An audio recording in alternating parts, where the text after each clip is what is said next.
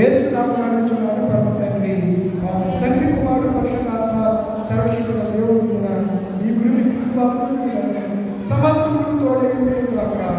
ఆమేన్. సంఘముల నుండి సంఘకారకులను సేకరించండి. సంఘం నుంచి సంఘకారకులు సేకరించండి.